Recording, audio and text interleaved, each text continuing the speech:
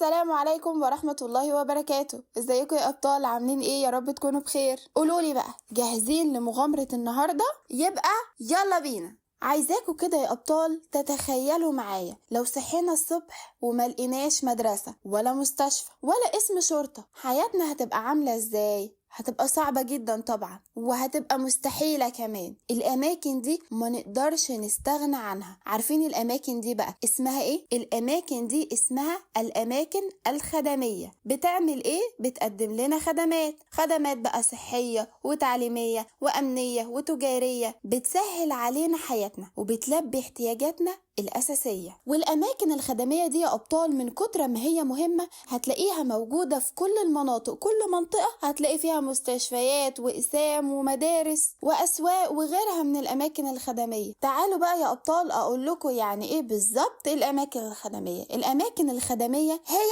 منشآت مخصصة لتقديم الخدمات. يبقى هي منشآت مخصصة لتقديم الخدمات المتنوعة للناس. يبقى الأماكن الخدمية دي هي منشآت بتقدم لنا خدمات متنوعة، بتقدم للناس خدمات متنوعة. طب زي إيه؟ زي الخدمات التعليمية والصحية والأمنية والتجارية وغيرها. يبقى الأماكن الخدمية هي إيه؟ هي منشآت مخصصة لإيه؟ لتقديم الخدمات المتنوعة للناس، مثل الخدمات التعليمية الصحية والأمنية والتجارية وغيرها. وقلنا إن الأماكن الخدمية إحنا ما نقدرش نستغنى عنها لأنها بتسهل لنا حياتنا وبتلبي احتياجاتنا الأساسية. عشان كده يا أبطال الدولة بتوفر لنا أماكن خدمية كتير، وكل مكان من الأماكن دي ليه وظيفة محددة. تعالوا نشوف يا أبطال واحدة واحدة مع بعض.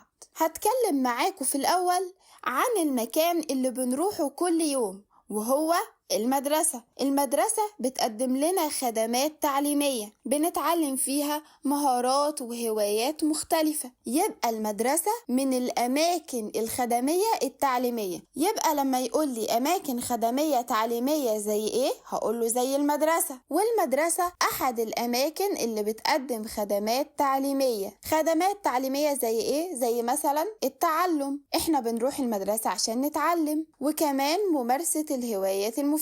وكمان المدرسة بيبقى فيها مكتبة اللي هي مكتبة المدرسة. دي بيبقى فيها كتب كتير جدا، منها كتب التاريخ دي بقى مهمة جدا لأنها بتحكي عن أجدادنا المصريين القدماء وحضارتنا العظيمة. يبقى يا أبطال المدرسة تعد أحد الأماكن التي تقدم خدمات تعليمية نذهب إليها ليه؟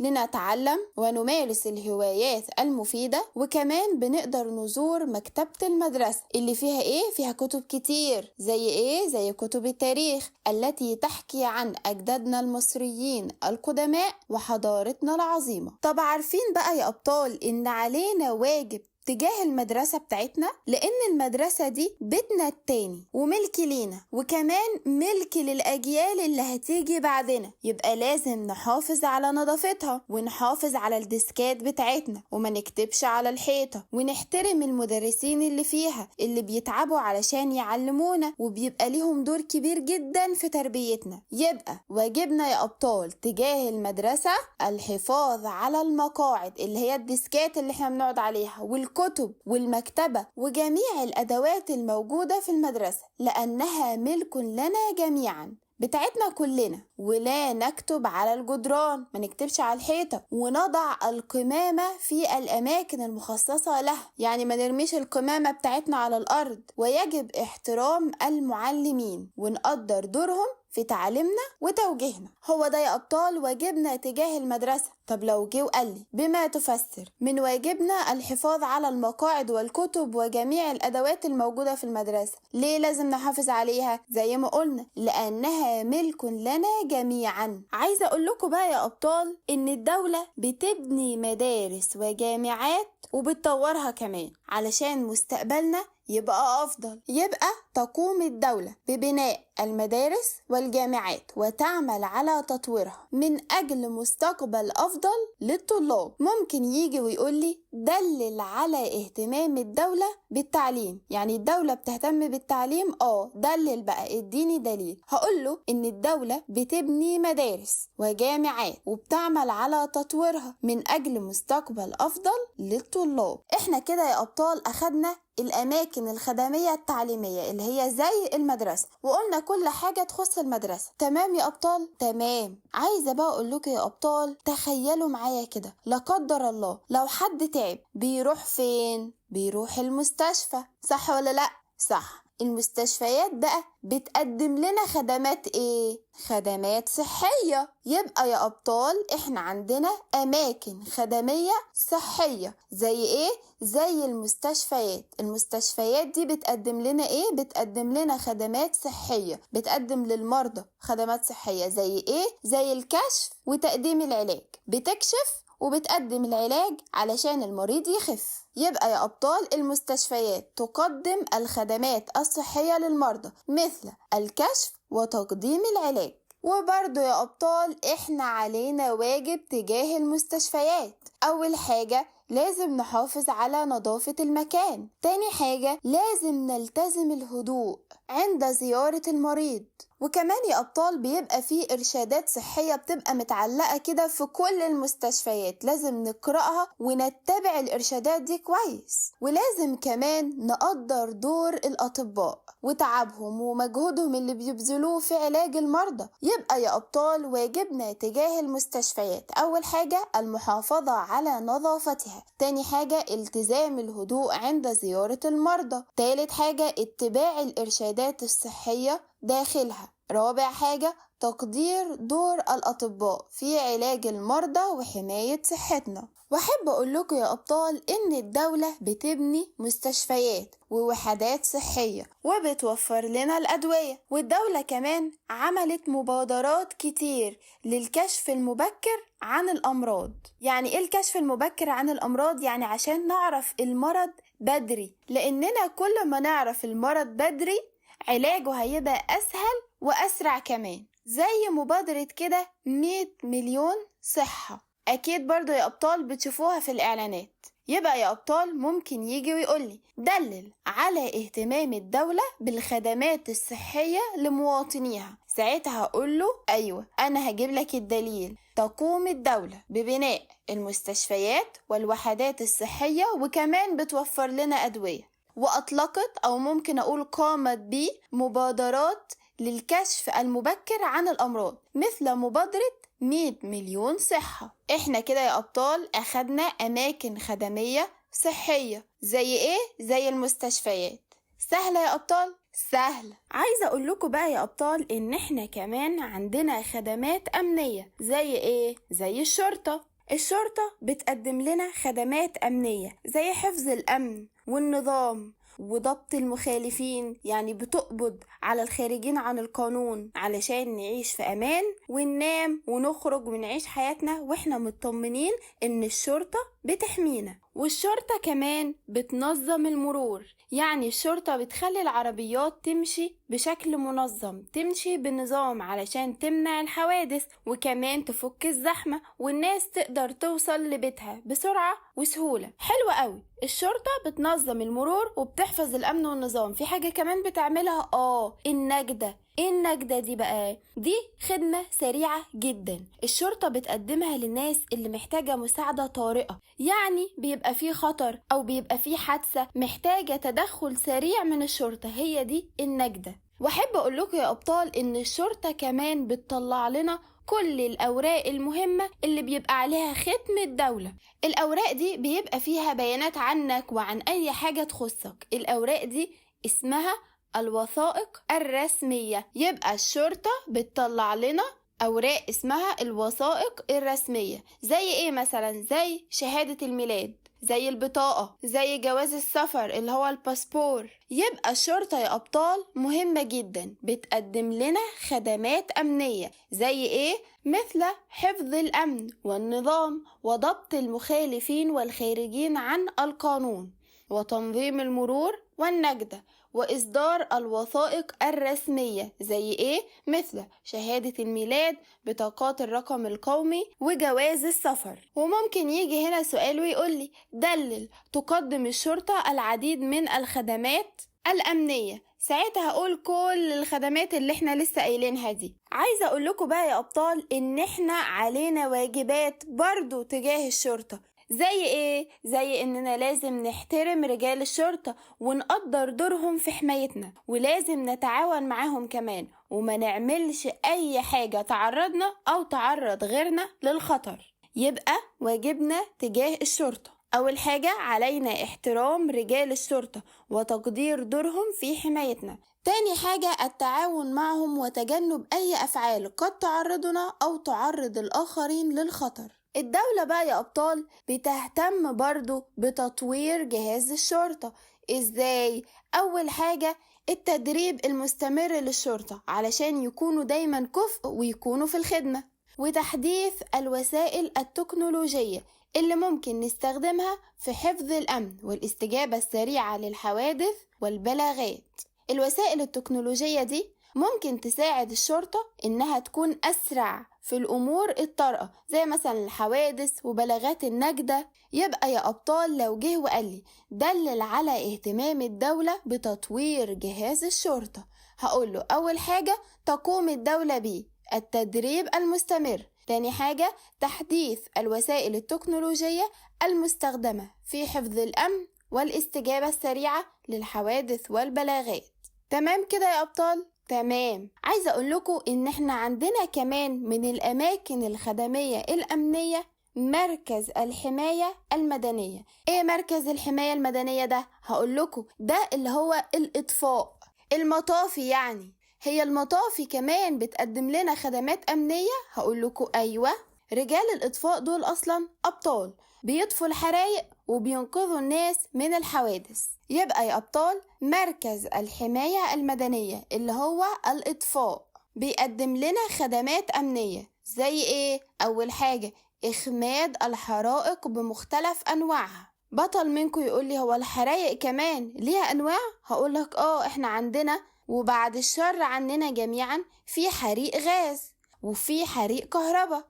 المهم ان مركز الحماية المدنية او مركز الاطفاء بيعمل ايه؟ اول حاجة اخماد الحرائق بمختلف انواعها. تاني حاجة انقاذ الاشخاص المحاصرين في حوادث مختلفة زي مثلا حوادث الطرق وانهيار المباني. يعني يا ابطال لو في حادثة على الطريق او في عمارة واقعة بنكلم مين؟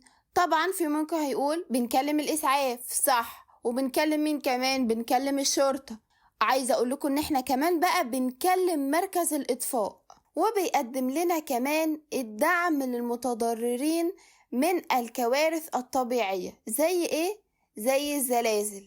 الكوارث الطبيعية دي يا ابطال زي ايه؟ زي زلزال، بركان، فيضان. الناس بقى اللي اتضررت بسبب الكوارث الطبيعية دي مركز الإطفاء ده هو اللي بينقذهم وهو اللي بيقدم لهم الدعم. يبقى لو جه وقال لي دلل يقدم مركز الحماية المدنية أو مركز الإطفاء العديد من الخدمات، ساعتها هقول له أيوة بيقدم. أول حاجة إخماد الحرائق بمختلف أنواعها.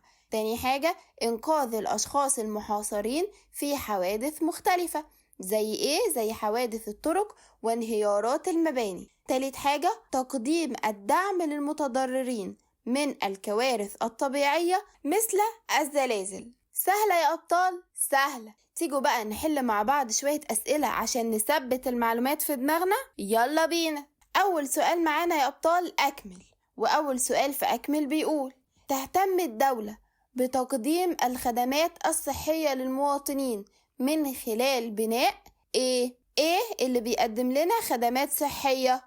هايل، برافو عليكم، المستشفيات. يبقى تهتم الدولة بتقديم الخدمات الصحية للمواطنين من خلال بناء المستشفيات. تاني سؤال تقديم الدعم للمتضررين من الزلازل.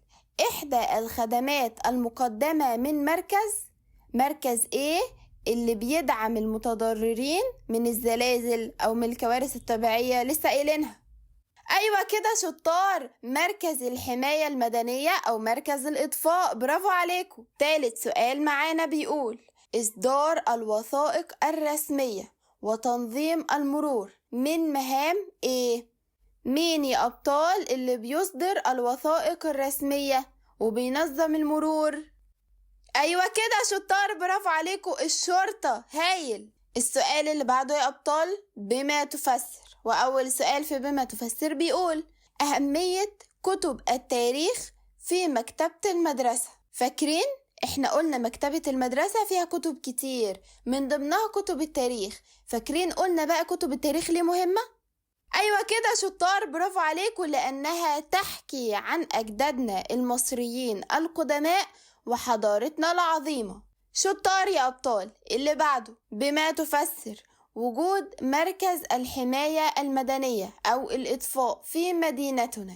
ليه مركز الحماية المدنية بيبقى موجود في المدن بتاعتنا؟ شطار، برافو عليكم، الإجابة هتكون لأنه بيقدم لنا العديد من الخدمات، منها إخماد الحرائق بمختلف أنواعها، إنقاذ الأشخاص المحاصرين في حوادث مختلفة مثل حوادث الطرق وانهيارات المباني. ثالث حاجة تقديم الدعم للمتضررين من الكوارث الطبيعية مثل الزلازل. شطار يا أبطال. آخر سؤال في بما تفسر إطلاق الدولة مبادرة 100 مليون صحة. ليه الدولة عملت مبادرة 100 مليون صحة؟ شطار، برافو عليكم، للكشف المبكر عن الأمراض، هايل. أنا عارفة إن انتوا تعبتوا يا أبطال، تعالوا نستريح شوية صغيرين ونرجع نكمل مغامرتنا. الحمد لله على السلامة يا أبطال، يلا بينا نكمل مغامرتنا، يلا بينا. عايزة أقول لكم بقى يا أبطال إن إحنا عندنا أماكن خدمية تجارية، عارفين زي إيه؟ زي السوق. إحنا بنروح السوق علشان نشتري احتياجاتنا ومستلزماتنا، أكل بقى وهدوم وأدوات مدرسية. يبقى يا أبطال السوق من الأماكن الإيه؟ أماكن خدمية تجارية، يبقى بيقدم لنا إيه؟ بيقدم لنا خدمات تجارية، يبقى يقدم السوق خدمات تجارية. ايه هي الخدمات التجارية اللي هو بيقدمها لنا؟ ان احنا بنروح السوق علشان نشتري، يبقى لشراء احتياجاتنا ومستلزماتنا من ملابس بقى وطعام وادوات مدرسية وحاجات تانية كتير. يبقى لو جه وقال لي يا ابطال دلل يقدم السوق خدمات تجارية، هقول له الدليل حيث نذهب أو لأننا نذهب إلى الأسواق لشراء احتياجاتنا ومستلزماتنا من ملابس وطعام وأدوات مدرسية. وإحنا برضو يا أبطال علينا واجبات تجاه السوق. إيه بقى؟ أول حاجة برضو الحرص على نظافة المكان، وتاني حاجة الترشيد في الشراء، فلا نشتري إلا ما نحتاج إليه. يعني ايه الترشيد في الشراء؟ يعني نشتري الحاجة اللي احنا محتاجينها بس، لاننا يا ابطال لما بنشتري حاجة زيادة عن احتياجاتنا ومش عايزينها، يا اما هتبوظ وهنرميها يا اما هنخزنها وهننساها، وبكده مش هنستخدمها وممكن يكون غيرنا محتاجها. ده غير ان ده كمان طبعا تضييع للفلوس يعني. يبقى الترشيد في الشراء، فلا نشتري الا ما نحتاج اليه. عرفنا يا ابطال اهمية السوق وعرفنا واجبنا تجاه السوق. لازم بقى تعرفوا ان الدولة بتهتم برضو بالخدمات التجارية وبتهتم بالأسواق. فأول حاجة الدولة بتعملها هي مراقبة الأسعار بالأسواق لمنع الغلاء. يبقى الدولة بتراقب الأسعار عشان تمنع ايه؟ تمنع الغلاء. ممكن هنا يقول لي بما تفسر تراقب الدولة الأسعار بالأسواق، هقول له ليه؟ علشان تمنع الغلاء، لمنع الغلاء. تاني حاجة التأكد من صلاحية المنتجات وسلامتها. لازم الدولة تتأكد ان الأسواق بتبيع منتجات صالحة وسليمة، لان طبعا الشعب ممكن يتأذي لو المنتجات دي مش سليمة. يبقى التأكد من صلاحية المنتجات وسلامتها. تالت حاجة إنشاء أسواق متخصصة لبيع منتجات معينة. زي ايه مثلا؟ زي سوق الجلود. سوق الجلود ده يا أبطال سوق التجار اللي فيه بيبيعوا جلد بس، جلد بقى حيوانات زي البقر والمعيز علشان يعملوا منه جزم وشنط. يبقى يا أبطال أسواق متخصصة يعني أسواق التجار اللي فيها بيبيعوا حاجة معينة. يعني برضو في أسواق مخصصة بتبيع أقمشة قماش، يعني عشان لما الناس تيجي تعمل فساتين بدل فبيروحوا قاصدين السوق ده، عارفين إن السوق ده بيبيع قماش. فهي دي الأسواق المتخصصة بتبقى منظمة كده. يبقى يا أبطال دلل على اهتمام الدولة بالخدمات التجارية. ساعتها هقول تقوم الدولة أول حاجة مراقبة الأسعار بالأسواق لمنع الغلاء. تاني حاجة التأكد من صلاحية المنتجات وسلامتها. تالت حاجة إنشاء أسواق متخصصة لبيع منتجات معينة مثل سوق الجلود. سهلة يا أبطال؟ سهلة. بطل منكم يسألني ويقولي هي دي بس الأماكن الخدمية؟ ساعتها هقولك لأ، مش دي بس، احنا عندنا أماكن خدمية تانية زي مثلا أماكن العبادة زي المسجد والكنيسة، هي دي أماكن العبادة. وعندنا كمان مكاتب البريد.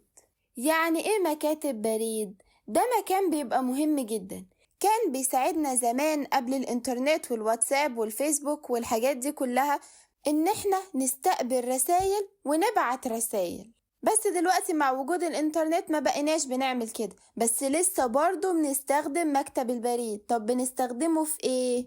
بنبعت لبعض عن طريق مكاتب البريد دي حاجات كتير قوي، مش شرط رسائل بس، يعني ممكن فلوس. يبقى مكاتب البريد احنا لسه بنستخدمها لحد دلوقتي.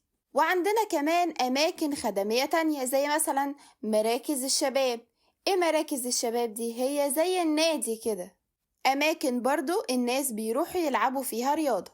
وعندنا كمان البنوك، دي برضو أماكن خدمية مهمة جدا. يبقى يا أبطال الدولة بتوفر لنا أماكن خدمية تانية، أماكن خدمية أخرى غير اللي اتكلمنا عنها. زي إيه؟ زي أماكن العبادة، مكاتب البريد، مراكز الشباب، والبنوك. تعالوا بقى يا أبطال نحل شوية أسئلة عشان المعلومات تثبت في دماغنا. يلا بينا. معانا يا أبطال أسئلة صح أم خطأ. أول سؤال بيقول يعد السوق أحد الأماكن التي تقدم خدمات صحية للمواطنين؟ السوق بيقدم خدمات صحية؟ الإجابة هتبقى خطأ. أيوة كده، برافو عليكم. تاني سؤال، ترشيد الشراء أحد السلوكيات التي يجب الالتزام بها عند زيارة المريض؟ نركز في صح وغلط يا أبطال. ترشيد الشراء أحد السلوكيات اللي لازم نلتزم بها عند زيارة المريض؟ ايه علاقة الشراء أصلا بزيارة المريض؟ فهتبقى طبعا خطأ. ثالث سؤال، تعمل الدولة على مراقبة الأسواق لمنع الغلاء؟ الإجابة هتبقى صح. أيوة كده شطار، برافو عليكم. رابع سؤال، إنشاء الأسواق المتخصصة يدل على اهتمام الدولة بالخدمات التجارية؟ ركزوا، إنشاء الأسواق المتخصصة بيدل على اهتمام الدولة بالخدمات التجارية، صح ولا غلط؟ الإجابة هتبقى صح. أيوة كده شطار، برافو عليكم. خامس سؤال، التأكد من صلاحية المنتجات من مسؤوليات الأفراد؟ مسؤوليات الأفراد يا أبطال يعني من مسؤوليات الشعب، يعني مسؤوليات الناس. هل التأكد من صلاحية المنتجات من مسؤوليات الأفراد؟ الإجابة هتبقى خطأ، لأن التأكد من صلاحية المنتجات دي من مسؤولية الدولة. الدولة هي المفروض تتأكد المنتجات اللي داخلة دي صالحة وسليمة ولا لأ. يبقى الإجابة هتبقى خطأ. السؤال اللي بعده، بما تفسر أهمية السوق في مدينتنا؟ ليه السوق مهم في مدينتنا؟ مهم لشراء الاحتياجات والمستلزمات مثل الملابس والطعام والأدوات المدرسية. شطار يا أبطال، برافو عليكم. آخر سؤال، دلل تعدد الأماكن الخدمية التي توفرها الدولة. عايز دليل إن الدولة بتوفر أماكن خدمية كتير. ساعتها هنقول له إيه؟ هنقول له الأماكن الخدمية اللي أخدناها كلها باختصار شديد. يعني هنقول أسماء الأماكن دي بس، مش هنقعد نشرح كل مكان. يعني مثلا هقول توفر الدولة أماكن خدمية تعليمية مثل المدرسة، وأماكن خدمية صحية مثل المستشفيات، وأماكن خدمية أمنية مثل الشرطة ومركز الحماية المدنية أو مركز الإطفاء، وأماكن خدمية تجارية مثل الأسواق، وتوفر أماكن العبادة ومكاتب البريد ومراكز الشباب والبنوك. سهلة يا أبطال؟ سهل. احنا كده الحمد لله خلصنا درس النهاردة على خير. وطبعا يا أبطال أي حد عايز يسأل أي سؤال تقدروا تتواصلوا معايا على صفحة الفيسبوك وعلى الواتس. وما تنسوش يا أبطال لو عجبكم الفيديو اعملوا لايك واشتركوا في القناة. كانت معاكم ميس نادين، أشوفكم على خير إن شاء الله في مغامرة جديدة. مع السلامة يا أبطال.